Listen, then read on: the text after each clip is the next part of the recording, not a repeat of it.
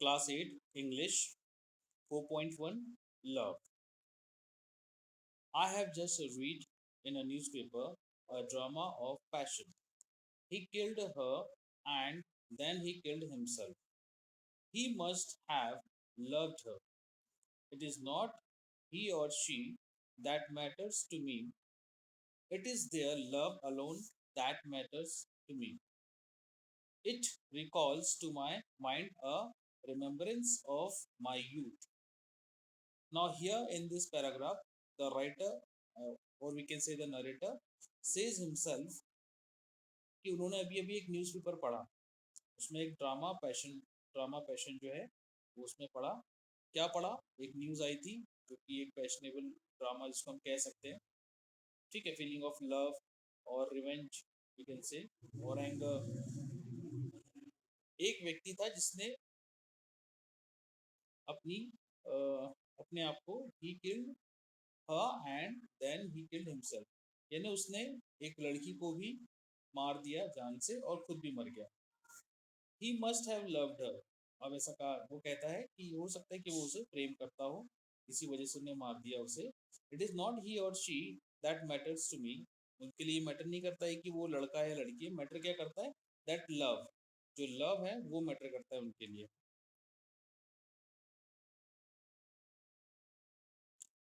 So let's go ahead.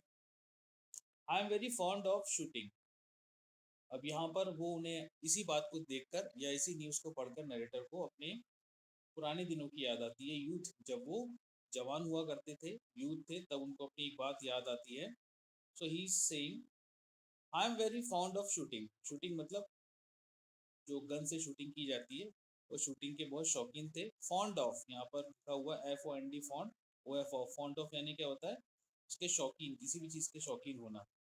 Yet the sight of the wanted animal or bird, or the blood on its feathers and on my heads, affects my heart so deeply as so make it almost stop. पर क्या हुआ कि जब वो shooting करते थे किसी भी एनिमल की या किसी बर्ड की, और उनका ब्लड अगर उनके ऊपर आता था, उनके हेड पर, या उनको दिखता था, तो वो उन्हें काफ़ी इफेक्ट किया उन्होंने डीपली, और इसलिए उन्होंने ऑलमोस्ट स्टॉप कर दिया, मतलब काफ़ी हद तक बंद कर दिया shooting. That year, the cold weather set in suddenly toward the end of autumn. एक ईयर की बात बता रहे हैं वो कि जब बहुत ठंड थी, ऑटम एंड होने वाला था, उस समय की बात है ये। And I was invited by one of my cousins. उनको एक कजिन का निमंत्रण आता है, इनवाइट किया गया उन्हें, और वो इनवाइट करने के बाद में क्या होता है देखते हैं। Karl to go with him and shoot ducks on the marshes near his farm house. उनका जो फ्रेंड है कार्ल, उसका नाम है कार्ल, वो क्या करता है, उन्हें इनविटेशन देता है कि हम शूटिंग करेंगे और हमारे फार्म हाउस जो है वहाँ पर हम शूटिंग करने वाले हैं। My cousin was a jolly fellow of 40। उसका जो कज़न था वो 40 वर्ष का, 40 साल का एक जॉली गुड, बढ़िया सा फेलो है। अ टिपिकल कंट्रीमैन, मतलब टिपिकल कंट्रीमैन मतलब बहुत ज़्यादा, यूँ हम कह लें इसको, मीन्स क्वालिटीज ऑफ विलेजर्स, मतलब जो एक बहुत अच्छा विलेजर होता है उसकी क्वालिटी है उसके अंदर। Stout, rough, bearded and dull. अब बियर्डेड एंड डल मतलब क्या होता है? रफ, बियर्डेड एंड डल, यहाँ पर इसका मतलब ये होता है कि भाई वो काफ़ी सॉलिड है, सॉलिड बना हुआ है, उसकी बियर्ड है, थोड़ा मोटा सा है ना, मतलब ऑलमोस्ट वो बहुत एक अच्छा स्ट्रॉन्ग बॉडी स्ट्रक्चर वाला बंदा है। My cousin was a jolly good fellow of 40, ये हम पढ़ चुके हैं। He lived in a large farmhouse situated in a broad valley through which a river ran. वो एक फॉर्म में रहता था जो कि एक वैली, उसकी जो वैली है, जो यहाँ पे रिवर बहती है, उस रिवर के पास में रहता था। The hills right and left were covered with woods.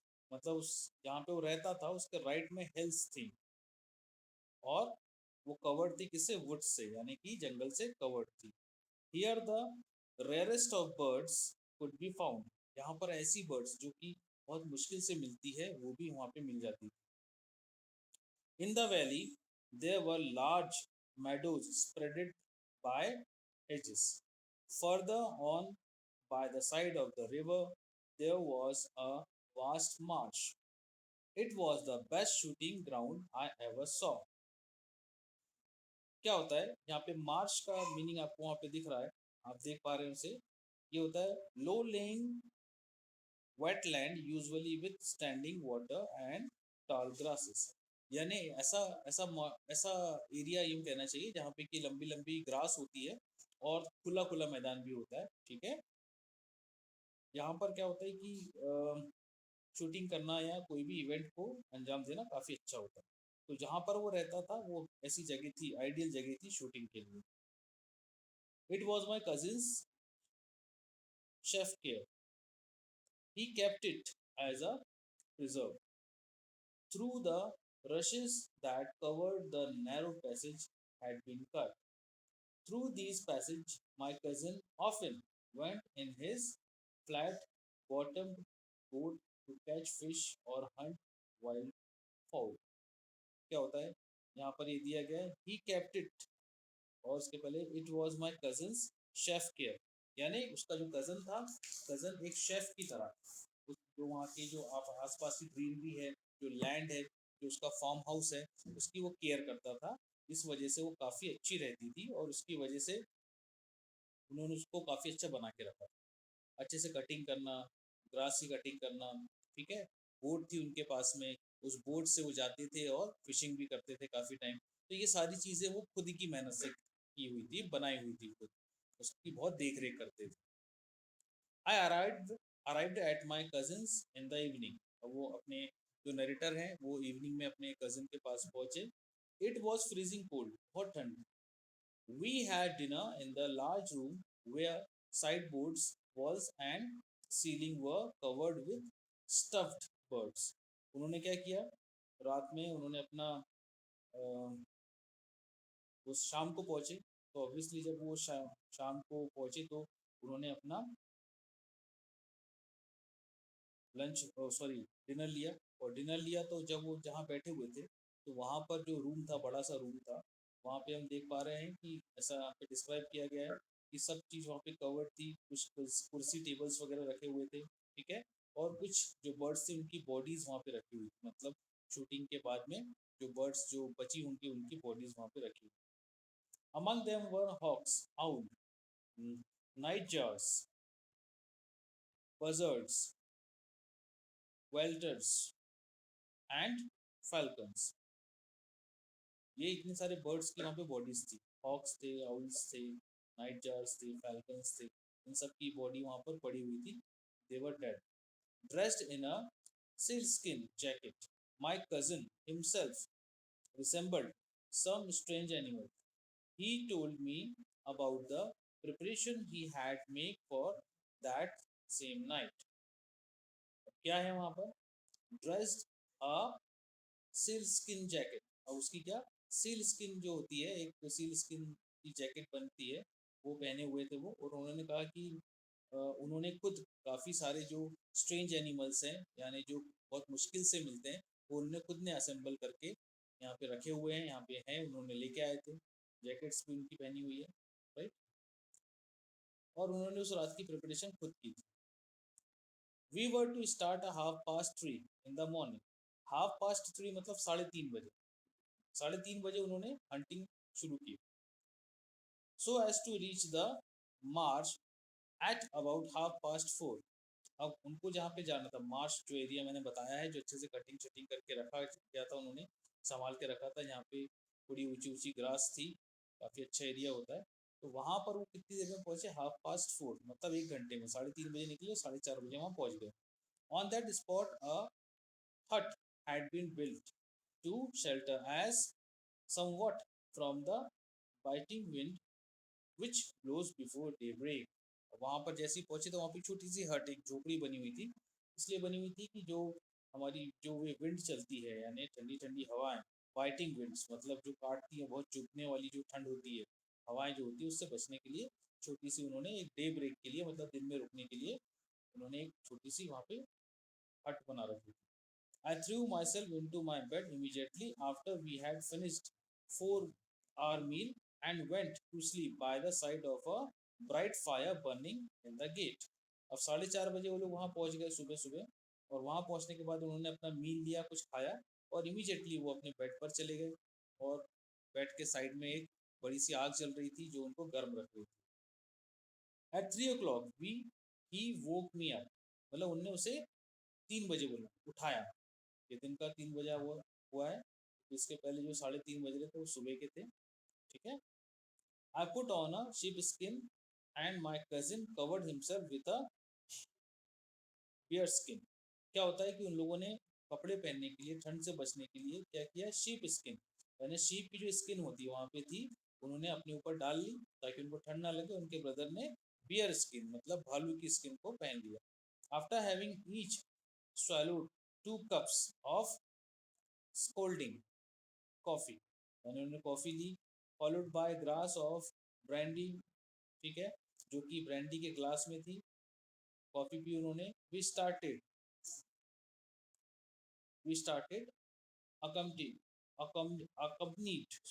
accompanied by a gamekeeper and our 2 dogs। अब गेम कीपर, यहाँ पर एक वर्ड आया हुआ है गेम कीपर। क्या होता है कि यहाँ पर कई बार गेम का मतलब क्या होता है, जैसे हम लोग गेम खेलते हैं, क्रिकेट गेम हो गया या कुछ हो गया, लेकिन गेम का एक और मीनिंग होता है शिकार। तो शिकार करने वाले कपड़े पहनकर या शिकारियों जैसा बनकर वो लोग निकल पड़े, और उनके साथ में उनके 2 डॉग्स भी थे, 2 डॉग्स को भी लेके गए। Karl and I walked side by side, दोनों एक दूसरे के आस साइड में आजू बाजू में चले। Our backs bend, our hands in our pocket and our guns under our arms.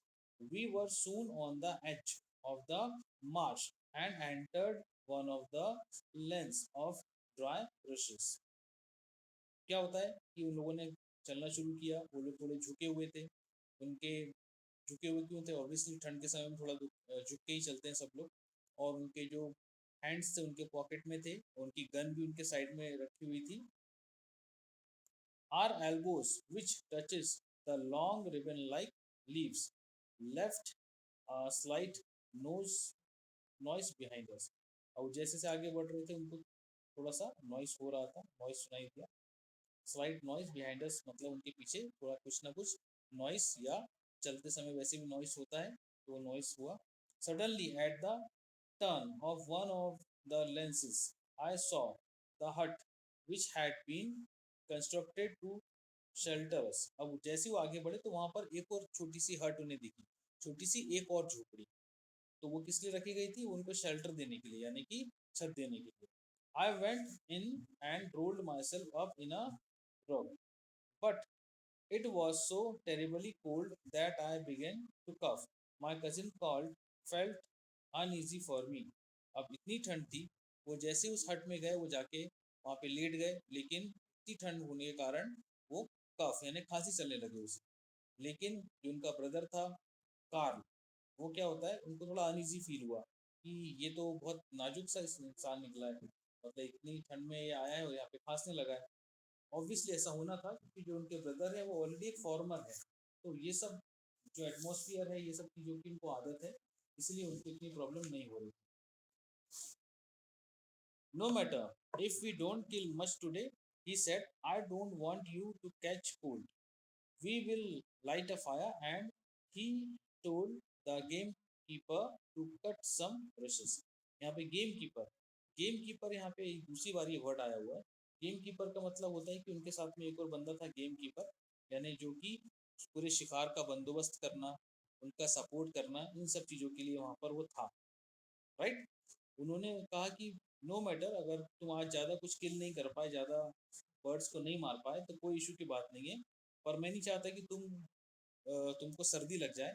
और उन्होंने बोला कि आप यहाँ पे we will light a fire, हम यहाँ पे आग जला लेंगे।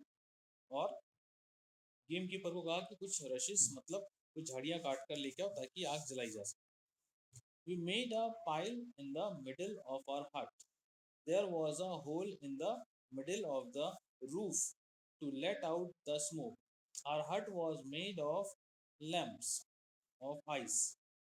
When the red flames rose up, the lens ice broke began to melt gently as if they were sweating. Carl, who had gone outside, called out to me, "Come and look here." क्या होता है, जैसे कि आप देख रहे हैं यहाँ पे पूरा डिस्क्रिप्शन दिया हुआ है पेज नंबर 102 पे। आप देख पा रहे हैं कि ये उन्होंने आग जलाई तो एक इग्लू के समान उन्होंने एक छोटी सी हट बनाई और ऊपर से उसमें छेद किया हुआ है। जैसे ही अंदर आग जली तो आग जलने के कारण क्या होता है कि उसका जो स्मोक है ऊपर से बाहर निकला, और ये दिखाने के लिए कार्ल ने नरेटर को बुलाया बाहर कि देखो यहाँ पर कितना अच्छा लग रहा है, यार देखो कैसा दिख रहा है। I went out of the hut and was struck with astonishment. Our hut, in the shape of a cone, looked like a huge diamond with a heart of fire, and inside we saw two charming forms, those of our dogs who were wearing themselves at a fire. तो उन्होंने क्या किया, देख रहे हैं जैसे कि आप देख पा रहे हैं कि इनकी हट में उनको दिख रहा है कि जो डॉग्स बैठे हुए वो भी दिख रहे हैं, और वो ऐसा लग रहा था कि जैसे वो हार्ट ऑफ फायर हो, डायमंड जैसे चमक रहा हो, है ना, ये सब उन्हें दिखा। Suddenly a wandering cry passed near our heads, and the light from our heart showed us the wild birds. Put out the fire, said Carl to the gamekeeper. It is getting daylight. अब क्या होता है कि put out the fire, मतलब यहाँ से उन्होंने कहा कि भाई फायर फायर के लिए इसको जो है उसको बंद करो फायर को, क्योंकि आग को बंद करो। जैसे वो लोग बाहर निकले तो उन्हें कुछ आवाज़ सुनाई दी सड़क के ऊपर, क्योंकि टाइम आ गया था जबकि बर्ड्स आने लगी थी और वो उनको किल कर सकते। The sky was beginning to grow pale, मतलब पीला होने लगा था, पेल का मतलब पीला होता है। Beautiful white ducks started rising from the marshes. After every few minutes, they rose in the sky in long, thin lines and then disappeared in the horizon. सब जैसे ही वहाँ पे जो आसमान है पीला सा होने लगा था, तो सारी बर्ड्स वहाँ से निकल के जाने लगी थी। जैसे आप देख पा रहे हैं यहाँ पे लंबी लंबी झाड़ियाँ हैं, उनमें से निकलकर उड़ के जाने लगी थी, और जाते जाते क्या हो रहा था कि वो दिख रही थी, और जैसे से उड़ के आगे जा रही थी वो हॉरिजॉन में, मतलब वहाँ पे लुप्त हो जा रही थी। ठीक है। A stream of light burst out into a night. Carl had fired and the two dogs ran forward. क्या हुआ कि उन्होंने जैसे ही देखा कि बर्ड्स उड़ रही हैं तो कार्ल ने क्या किया, अपनी गन उठाई और फायर किया, और फायर करने के बाद में जो दोनों डॉग्स थे वो आगे दौड़ पड़े। ऐसा क्या ऐसा क्या होता है कि जो शिकारी जो कुत्ते होते हैं, शिकारी डॉग्स जो होते हैं, उनको ऐसे सिखाया जाता है, और कि अगर फायर किया जाए और अगर कोई बर्ड गिर जाए तो वो फिर जो बर्ड या एनिमल जो भी कोई होता है उसको उठाकर लेकर आते हैं। And then every minute now I fired from our guns as soon as a flying duck appeared above the rushes, and the dogs, out of breath but happy, brought the brought the bleeding birds to us. जैसे जैसे ये लोग shoot करते जा रहे थे, वैसे वैसे ये लोग बर्ड्स को लेके आ रहे थे, डॉग्स वहां से ब्लीडिंग बर्ड्स को, मतलब उनका जो खून भी बह रहा था। The birds painfully flattered their wings and their eyes occasionally looked at us, मतलब उनके जो पंख थे वो फड़फड़ा रही थी गोली लगने के बाद में, और कभी कभी उनकी आंखें जो है उनको शिकारियों को देख भी रही थी। The sun had risen and it was a bright day with a blue sky. अब सूरज ऊपर आ गया, उन्हें ब्लू स्काई दिख रहा है ऊपर। ठीक है। We were thinking of taking our depart, अब वो लोग सोच रहे थे कि अब हमको यहाँ से डिपार्ट होना चाहिए, निकलना चाहिए। Just then two birds with extended necks and outstretched wings flew rapidly over our head. I fired and one of them fell almost at my feet. It was a tear. क्या होता है, एक जो duck थी, जब वो लोग जाने लगे, अब वापस जाने लगे कि हम लोग को वापस जाना चाहिए, तभी वहां से दो डक्स वहां से उनको दिखी जो एक साथ उड़ी। तो क्या हुआ कि राइटर ने फायर किया और वो ऑलमोस्ट उनके पास में, पैरों के पास में गिरी, with a silver breast. And then, in the blue space above me, I heard a voice, the voice of a bird. अब ऊपर आसमान में उन्होंने क्या क्या सुना, एक बर्ड की आवाज़ सुनी। क्यों सुनी, कैसे सुनी, ये हमको पता चलेगा अभी आगे चल के, क्योंकि उन्हें दो बर्ड जो थे, दो बर्ड आपस में उड़े थे, उसमें से एक उसको मार गिराया, तो दूसरे बर्ड ने चिल्लाया, मान के चलिए। It was a short repeated heart rending lament. This bird began to turn round and round in the blue sky over our heads. It was looking at its dead companion, which I was holding in my hand. क्या होता है कि जो दूसरी जो bird थी वो उसका साथी था, जो नीचे गिर गया था, जिससे इन्होंने मार दिया था, वो उनके हाथ में थी। तो जो दूसरी बर्ड जो बची हुई थी वो वहाँ पे ऊपर स्काई में घूमने लगी, बार बार घूम रही है, और वो देख रही है कि उनके हाथ में जो मेरा जो फ्रेंड है जो है वो उनके हाथ में, उसकी डेड बॉडी उनके पास में है। Karl was on his knees. Karl जो है वो अपनी नीज पे बैठा, जैसा कि आप देख पा रहे हैं पेज नंबर 103 पे। His gun on his shoulder, watching it ईगरली until it should be with in. You have killed the duck, he said, and the drag will not fly away. उन्होंने कहा कि तुमने एक डक को मार दिया है। अब डक को तुमने मार दिया मतलब फीमेल डक, तो उसका जो साथी है, ठीक है, डक का जो मेल वर्जन क्या होता है बेटा, ड्रैग होता है। तो ड्रैग जो है वो तब तक के यहाँ से उड़ेगा नहीं जब तक के उसे हम मार ना गिराएं या उसे यहाँ से भगा ना दे, क्योंकि तुमने एक डक को उसकी साथी को मार दिया है। And really he did not fly away, he circled over our heads repeatedly and continued his cries. Never have any cries of suffering pained my heart so much as that lament of the poor bird. अब उसे बहुत तकलीफ हो रही थी दूसरे duck को, इसलिए वो बार बार हवा में उड़ते हुए चिल्ला रहा था, जो कि उनने सुना, और उन्हें ये बात बहुत पेनफुल लगी कि इतनी उनके हाथ से क्या हो गया, और उन्हें बहुत रिग्रेट हो रहा था कि उन्होंने किसी डक को मार दिया, किसी जोड़े को अलग कर दिया। Occasionally he flew away due to the danger of the gun, which followed his movements. Then it would seem to me that he had decided to continue his flight alone. But as he could not bear the pain of separation, he could return to find his mate. क्या हुआ, occasionally ही flu away, कुछ देर तक वो उड़ता रहा वहाँ पे, due to the danger of the gun which followed his movements, है ना। अब गन जो है वो उसके निशाना लगा रही है, उसको भी समझ में आ रहा है। Then it would seem to me that he had decided to continue his flight alone. फिर उसने ये किया कि वहाँ से उड़ गया, उसने सोचा कि मैं यहाँ से अकेला ही जाऊँ। But as he could not bear the pain of separation, यानी उसको अकेले रहने का जो दर्द है वो नहीं लेना चाहता है, इस वजह से उसने क्या किया, he would return to find his mate, और वो अपने दूसरे साथी को ढूंढने के लिए वहां से निकल गया। कौन, दैट बर्ड जो कि ऊपर वहां पे घूम रहा था। Let's go forward. Leave her to the ground, Karl said to me, he will come within shot by and by, and he did indeed come near us by and by, careless of the danger. He come nearer and nearer, down by his blind love, by his deep affection for this Met whom I had just killed. पर क्या हुआ कि यहाँ पर Karl जो है, Karl ने उससे कहा कि leave her to the ground, मतलब उसको ग्राउंड पे छोड़ दो, यानी जो डेड बॉडी जो डक उनके हाथ में थी उसको नीचे जमीन पर रख दो, है ना।